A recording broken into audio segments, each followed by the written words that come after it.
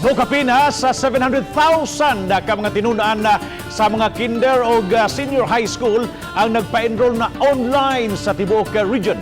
Hinoon sa Hunyo 16 pa, gipaabot nga makuha ang mga enrollment form sa mga enrollees o nagpa-enroll pinaagi sa mga barangay.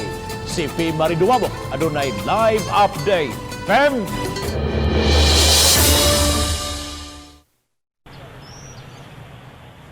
Bob, sa 700,000 ka mga enrollees, 31% lang kana sa 1.7 milyones ka mga tinunan nga gipaabot nga magpa-enroll sa tibok Central Visayas ting tuiga.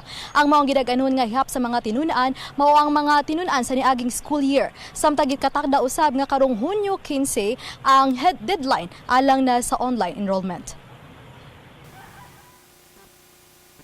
Sa 700,000, dulaan sa 50,000 ang sa kinder. Dulaan sa 300,000 ang sa grade 1 hangtod na sa grade 6.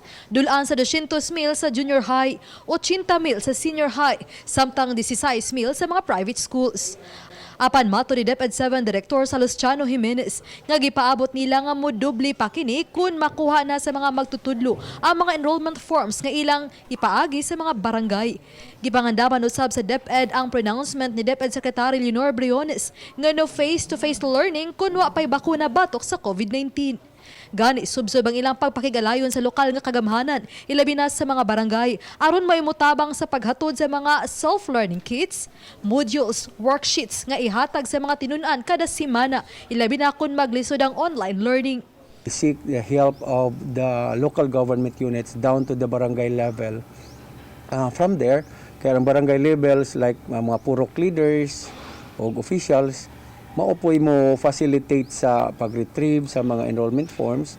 Giangkon ni Jimenez nga daghang lugar sa rehiyon nga lisod ang internet connection. Hinungdan nga nakiglambigit na sila sa Department of Information and Communications Technology kundi ICT alang sa public wifi ug lugar alang sa mga magtutudlo nga stable ang internet connection.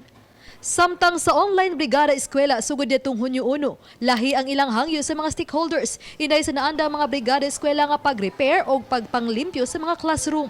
The stakeholders will just choose if ever they will sponsor, okay, this one I will masks for teachers or vitamin C for learners and for teachers and then hand washing facilities. Napanlantawan usab sa DepEd ang posibilidad ng mamahimong mga classroom ang mga internet cafe alang sa mga tinunan nga way mga gadget nga magamit alang sa online classes. Bob, gito ganusab ni Dr. Luciano Jimenez nga dunay mga lokal nga kagamhanan nga ni-commit na nga muhatag og mga laptop alang sa mga magtutudlo ug tablets alang sa mga tinunan. Kinisama na lang sa City of Naga, kagamhanan sa Bugo City ug ang Dakbayan sa Mandawi. Bob?